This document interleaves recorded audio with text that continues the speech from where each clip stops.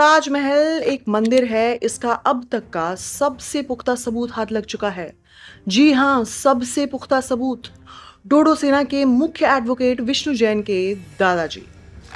मेरे जो ग्रैंडफ़ादर हैं वो वहाँ पे पोस्टेड थे एज़ जज जी। आगरा में, और उन्होंने स्वयं वो कमरे देखे हैं जहाँ पे काफ़ी हिंदू देवी-देवताओं की मूर्तियाँ थी, अरे बाप रे! जिसको आर्टिफ़िशियल वॉल से बंद किया हुआ है। वाह, ना कोई ऐतिहासिक किताब, ना कोई खुदाई में मिले अवशेष और ना कोई शिलालेख, बस दादाजी। जहां ना पहुंचे इतिहासकार, वहां पहुंचे दादाजी। वामपंथी इतिहासकार आपको ये कभी नहीं बताएंगे। वो बस किताबों, शिलालेखों, अवशेषों के बोझ तले दबे रहेंगे।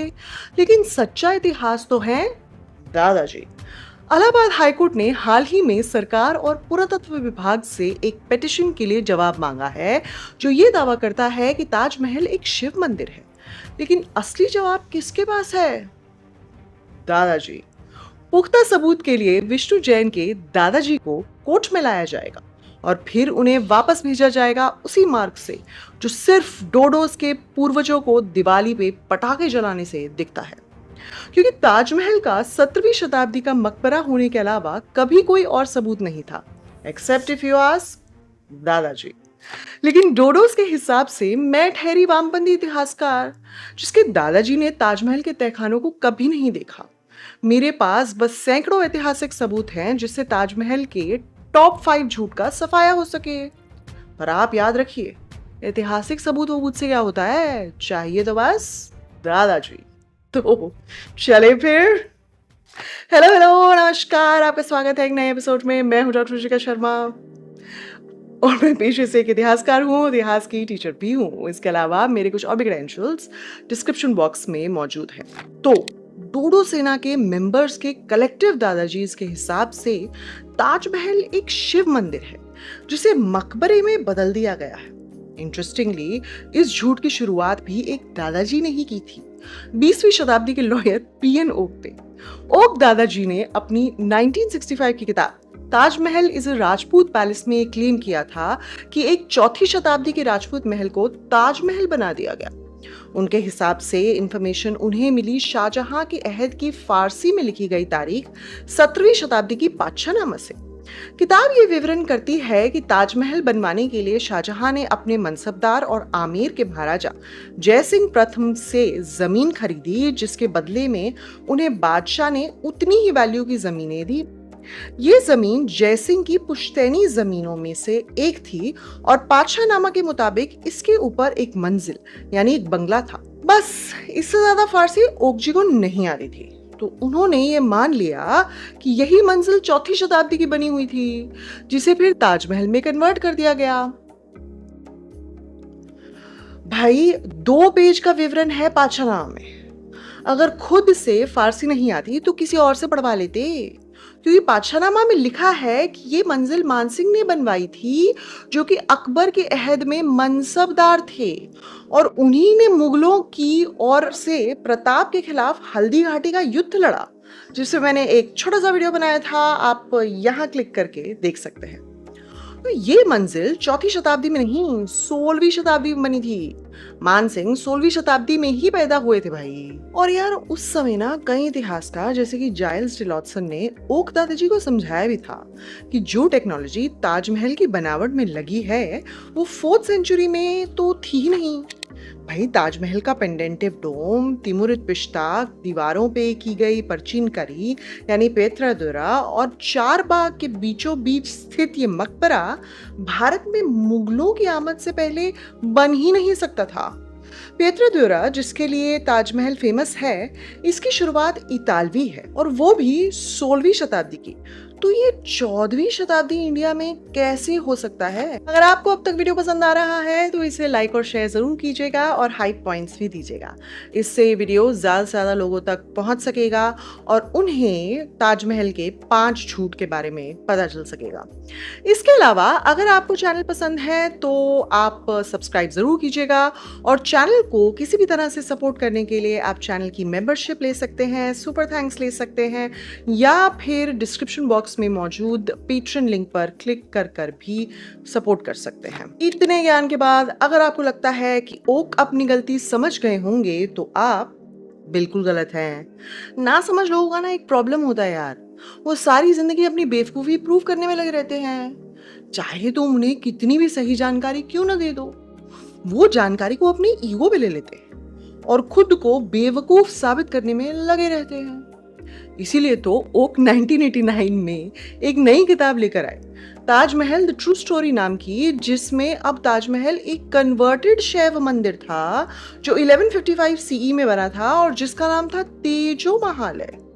पहले इनको चौथी शताब्दी का पैलेस लग रहा था, 24 साल बाद इन्हें 12वीं शताब्दी का मंदिर लग रहा था। क्या हो रहा है? मैं बताती हूँ क्या हो रहा है। ओक ने दावा तो किया पाछानाव पढ़ने के बाद, लेकिन उन्होंने ये किताब क्लियरली नहीं पढ़ी, क्योंकि यहीं पे लिखा है कि कैसे ताजमहल को बनाने के लिए बढ़िया से बढ़िया मुहंदिसान यानी इंजीनियर्स और मिमारान मतलब आर्किटेक्ट्स ने इस इमारत को बनाने का अंदाजन खर्चा करीब 40 लाख रुपए होगा ये बताया। पाशानामा ये भी कहती है कि इस इमारत को बनाने का काम तब शुरू हुआ जब मुमताज की मौत हो चुकी थी और उनके शव को टेम्परेरली अकबराबाद, उस समय आगरा का नाम, में बरी किया गया। ये आलीशान रोजा बनने के बाद उन्हें यहाँ दफन किया जाएगा, इसके बुलंद गुंबद होंगे वगैरह। सिर्फ अब्दुल हामिद लाहौरी की पातशाहनामा ही नहीं, 17वीं शताब्दी की ही मोहम्मद सालिह द्वारा लिखी गई शाहजहांनामा भी हमें यही बताती है कि ताजमहल को कैसे बनाया गया।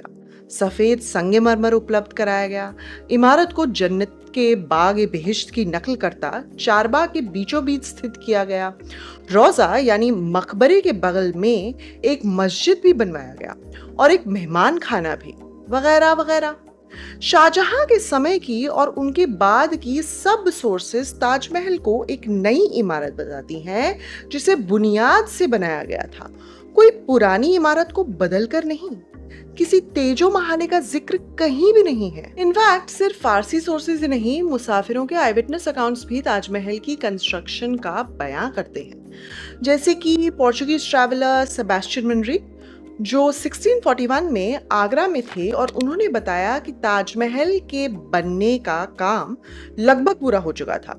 आसपास के बाग और बाकी इमारतों पे काम चल रहा था और कैसे कार्ट्स भर भर के संगमरमर आ रहा था। इससे भी पहले इंग्लिश ट्रैवलर पीटर मंडी 1631-32 में आगरा में थे और बताते हैं कि कैसे ताजमहल को बनाने के लिए उस जगह को पूरा समतल किया जा रहा था ताकि नई इमारत का काम शुरू हो सके।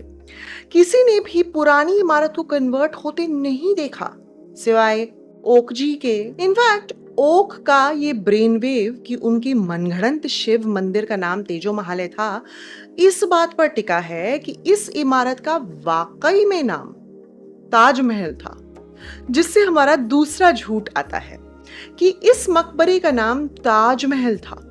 बिल्कुल नहीं, ये नाम उस समय की किसी भी फारसी सोर्स में नहीं है। तो किस नाम से बुलाया गया इस इमारत को?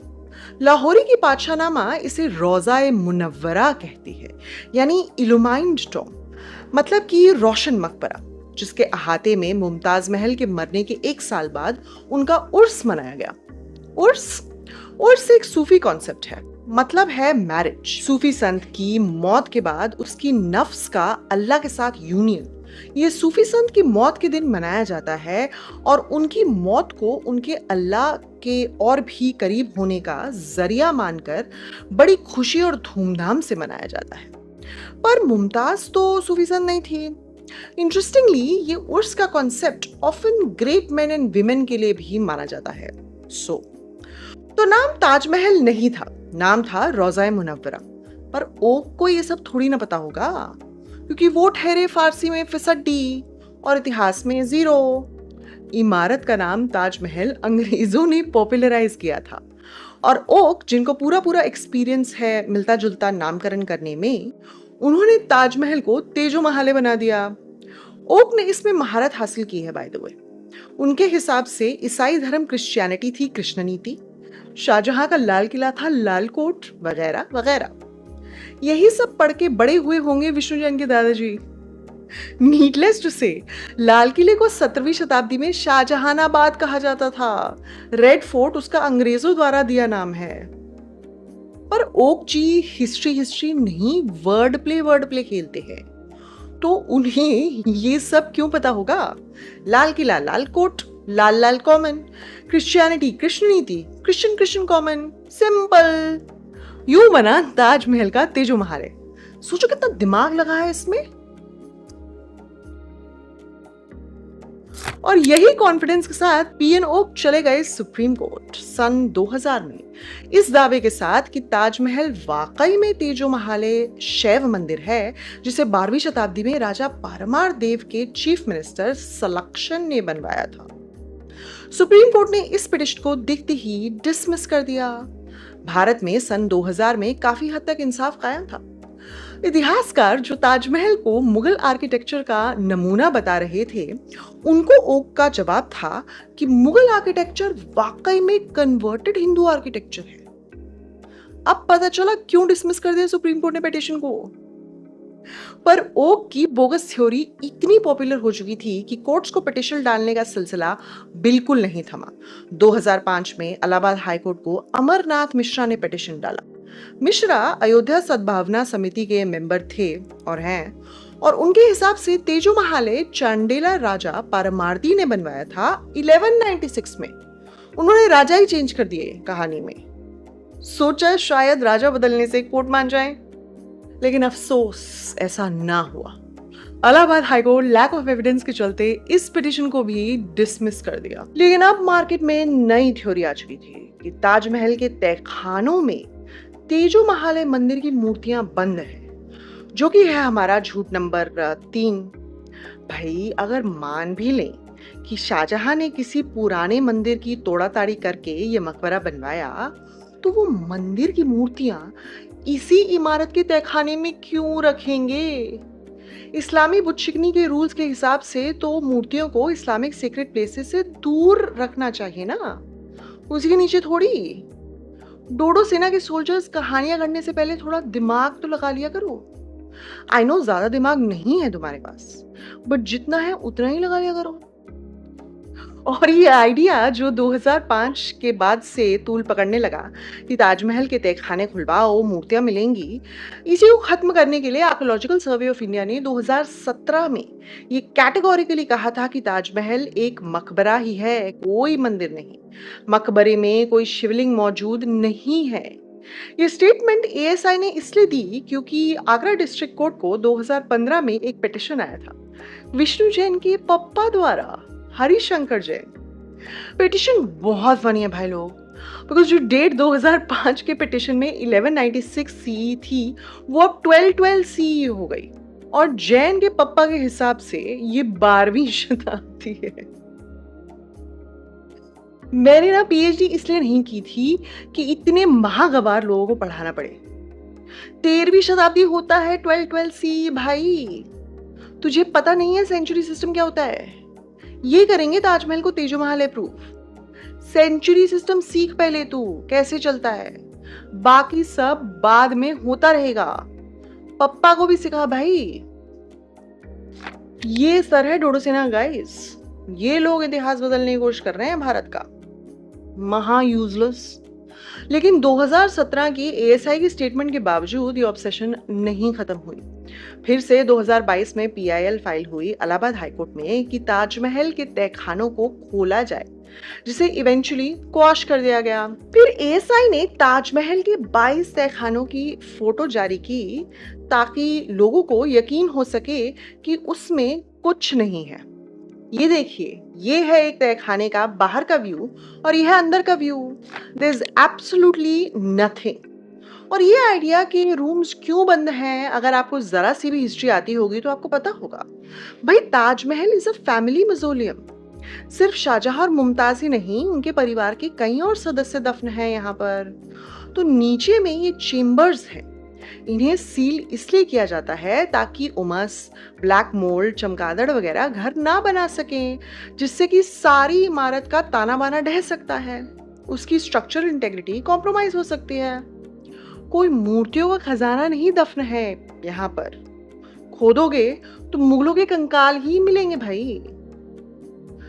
फोटो जारी भी हो गई, लोगों को दिख भी गया कि तहखानों में कुछ नहीं है, लेकिन पिटिशंस का सिलसिला खत्म नहीं हुआ। फिर से 2026 में इलाहाबाद हाईकोर्ट को पिटिशन डाला गया है, क्योंकि ये कभी भी एक ऐतिहासिक खोज तो थी ही नहीं। ये तो बस एक एजेंडे के तहत परसू किया जा रहा है, जिसकी तह में है मुसलमानों के लिए नफरत और इस बात से चिढ़ कि कैसे भारत की शान ताजमहल एक इस्लामिक मॉन्यूमेंट है और हिंदू नहीं।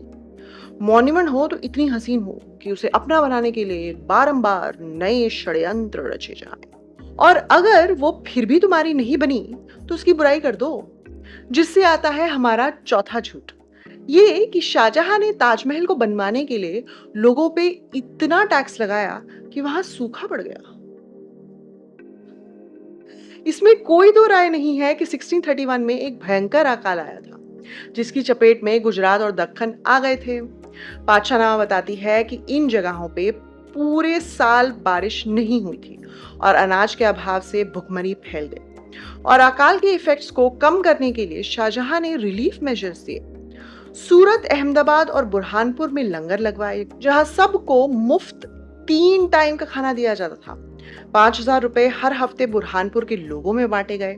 और क्योंकि अहमदाबाद में the famine hit the hardest, तो वहां मुगल बादशाह के खजाने से 50,000 रुपए अकाल पीड़ितों को बांटे गए।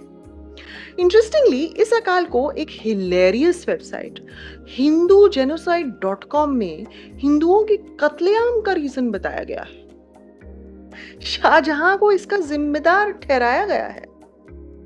अबे क्या हिंदू लोग ही मरते हैं अकाल में? अकाल भुखमरी मजहब देख के थोड़ी फैलाता है। कितना डम समझते हो तुम अपनी ऑडियंस को भाई, और कितना नीचे गिरोगे धार्मिक मतभेद फैलाने के लिए।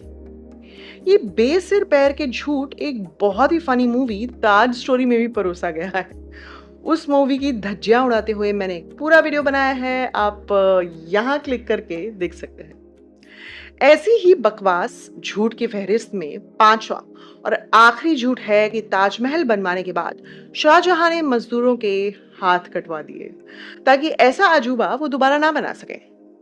सबसे पहले तो हाथ कटवा दिए का कोई हिस्टोरिकल एविडेंस नहीं है हमारे पास। दूसरा, हमारे पास पेमेंट रिसीट्स मौजूद है शाहजहां के अहद की, जो उन मजदूरों और बीमारों को दी गई थी जिन्होंने ताजमहल बनाया। यानी उनके हाथ नहीं काटे गए, बल्कि उनके हाथों में उनका मेहनताना थमाया गया। जैसे कि अता मोहम्मद, एक स्टोन मेसन को 500 रुपए महीना, बुखारा के शकीर मोहम्मद को 400 रुपए प्रति माह, मुल्तान के मोहम्मद सज्जाद को 590 और लाहौर के चिरंजी लाल को 800 रुपए मिलता था हर महीना। ये लोग क्लियरली वर्कर्स के हेड्स रहे होंगे, इसीलिए तो इन्हें इतनी मोटी ताजी तनख्वाह मिलती थी। लेकिन आप अंदाजा लगा सकते हैं कि अकॉर्डिंगली दिहाड़ी मजदूरों को भी ठीक ठाक रकम मुहैया होती होगी। इतिहासकार नदीम रिजावी के मुताबिक इनमें से कई मजदूर मुसलमान नहीं थे और उन्हें उनके नाम भी ताजमहल कॉम्प्लेक्स की इमारतों पे गड़े हुए हैं, जैसे कि कंवल, किशन, खरगू, गोवर्धन, गोविंद, जगन्नाथ, जीव, पूरन, माधो, राव रघन, हीरा, बनारसी वगैरह। लेकिन ऐसा मिथ आया कहां से? आर्ट हिस्टोरियन एबा कॉक के हिसाब से ये गाइड्स टेल्स हैं, जहां इमारत इतनी बढ़िया थी का बखान करने के लिए ऐसी कहानियां गढ़ी जाती है कि राजा ने मीमार को मार दिया ताकि वो ऐसी इमारत कभी ना बनवा सके। ऐसी कहानियां वर्ल्ड ओवर मशहूर हैं, जो गाइड्स यूज करते हैं इमारत के इतिहास को रोमांचक बनाने के लिए। ये तो हो गए ताजमहल के 5 झूठ पस्त ऐतिहासिक प्रमाणों के वार से। आपने भी सुना, लेकिन अगर ये आपके दादाजी ने नहीं सुने तो उन्हें जरूर सुनवा देना भाई। वो ही ऐसे झूठ का सेवन करते खूब दिखते हैं। तो ये था आज का एपिसोड। आपको कैसा लगा कमेंट सेक्शन में जरूर बताइएगा, और अगर पसंद आया हो तो उसे लाइक और शेयर भी कीजिएगा और चैनल को सब्सक्राइब भी कर लीजिएगा। जाते जाते मैं बताती जाऊं कि आज के एपिसोड से जुड़ी हुई सारी सोर्सेज की लिस्ट डिस्क्रिप्शन बॉक्स में मौजूद है। आप अपनी जिज्ञासा बच पढ़ना चाहें या फिर मुझे फैक्ट चेक करने के लिए